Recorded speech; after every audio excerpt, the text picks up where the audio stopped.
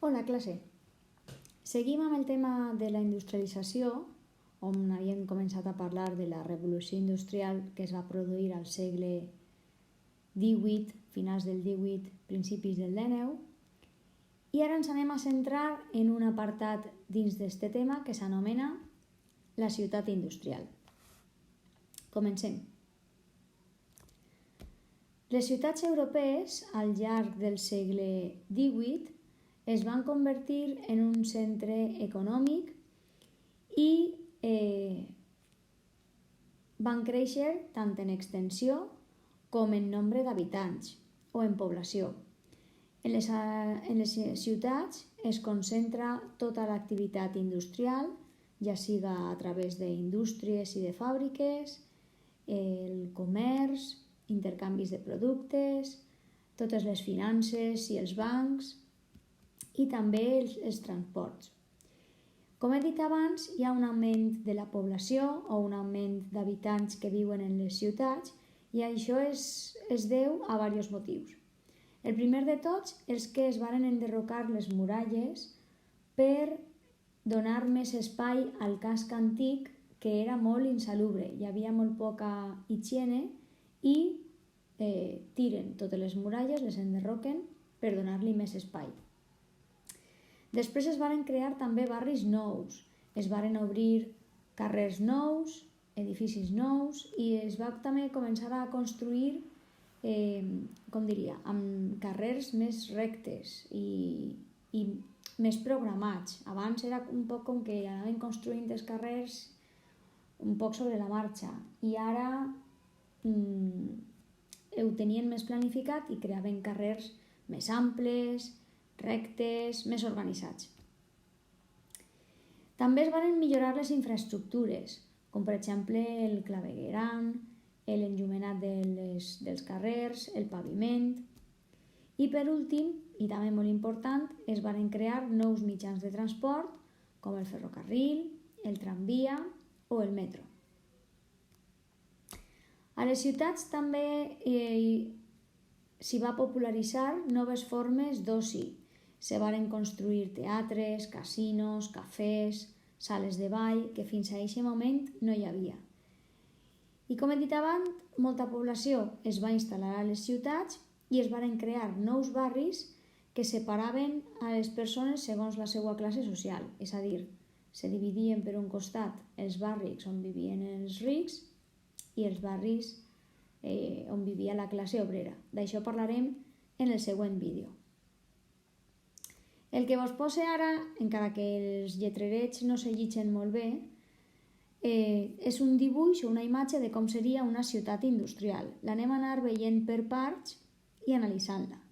Si vos fixeu, a la part del mig tenim la ciutat vella, el que seria el casc antic. Com vos he dit, carrers estrets, desorganitzats, molt poc espai per a poder construir edificis nous, i es veu clarament com una vegada estem fora de la ciutat vella o del casc antic, les cases ja comencen a ser edificis molt més grans, amb carrers molt més amples, carrers rectes, paral·lels, perpendiculars, més organitzats.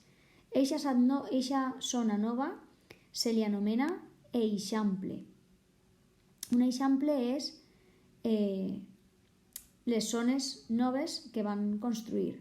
En aquest cas, per poder construir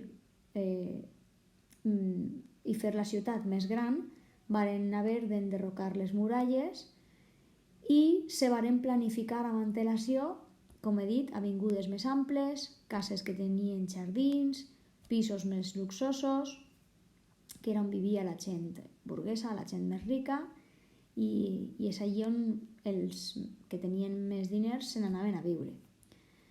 Després tenim per un altre costat el barri obrer. Així en el dibuix, molt bé, així el tenim, el barri obrer. És on s'instal·laven els obrers que anaven a treballar a les fàbriques. Estaven sempre construïts a les afores de les ciutats, no sempre arribava l'electricitat no n'hi havia de vegades aigua corrent ni clavegueram, és a dir, eren els que vivien en pitjors condicions. També molt important el mercat, ja que tota la població anava allí diàriament per comprar aliments. El port comercial, si era una ciutat que tenia mar, tenia segur un port comercial per transportar mercaderies, passatgers, sempre, ja ho sabeu, gastant el vaixell de vapor, que ara era tot molt més ràpid. En el barri obrer, evidentment, és on està la zona industrial, amb totes les fàbriques que envolten en la part exterior de la ciutat. I per últim, simplement parlar del transport. El ferrocarril que arribava a les ciutats, ahí veiem al costat del barri obrer el tren que arriba a la ciutat, i també el tramvia que es movia per dins de la ciutat per tal d'anar d'un espai a un altre d'una manera molt més ràpida.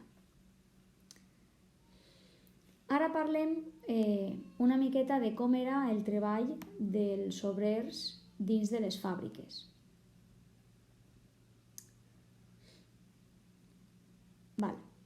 La majoria dels treballadors que treballaven a les fàbriques eren llauradors que havien emigrat a les ciutats per a buscar un nou treball en totes aquestes noves fàbriques. Aquestes persones treballaven en unes condicions molt dures. Per exemple, els obrers treballaven llargues jornades de 12 a 14 hores, ahir m'he equivocat, no són de 10 a 12, són de 12 a 14 hores, amb salaris escassos, no tenien cap cobertura per accident o per malaltia i tampoc tenien dret a vacances. Una diferència molt important amb el que passa avui en dia és que les dones i els xiquets també treballaven a les fàbriques, perquè el salari que li pagaven al pare de la família normalment era insuficient per a mantenir a tots els membres de la família. Per tant, homes, dones i xiquets havien de treballar. El seu jornal, per ser dones i xiquets, era inferior al dels homes, perquè s'entenia que les dones i els xiquets no podíem treballar tant, ni amb tanta força, ni amb tant de rendiment com els homes, i per això els pagaven menys diners. Els menors, els xiquets, començaven a treballar als 7 o 8 anys i una vegada començaven a treballar deixaven d'anar a l'escola i per tant no tenien estudis i no tenien possibilitat de millorar en la seva vida ni de trobar una feina millor perquè no sabien fer una altra cosa. I les dones, per exemple, no tenien permís de maternitat. Si eren mares i havien donat a llum un bebè, doncs als 2 o 3 dies s'incorporaven al seu treball a treballar amb normalitat. Vos deixo per últim un dibuix de com seria una fàbrica per dins, en aquest cas una fàbrica textil. Totes les fàbriques tenien una ximenera, per on eixia, evidentment, tot el carbó que s'anava cremant i tot el fum. En aquella època no se mirava si aquests fums contaminaven o si eren tòxics. Tiraven per ahí el fum i au. Al costat de la xemeneia tenim la caldera amb el foc baix. Al costat de la caldera, o per la part de dalt, ixen eixes canonades que mouen els pistons que hi ha en la màquina del costat. El pistó mou, en aquest cas, és una roda, però no és una roda per a transportar, és un volant que té una corretja, és com una bici, si vos fixeu, així té un volant i així té un altre, esta corda que les uneix és la corretja de transmissió i aquestes dos rodes grans manegen tota la filera de rodes, l'arbre de transmissió que se diu, on estan cada un dels telars on treballen les dones. Són telars mecànics que anaven passant els fils un a un amb aquests llistons de madera que se veuen, de fusta, i així és com les dones, en aquest cas, anaven fent els teixits. Doncs fins així.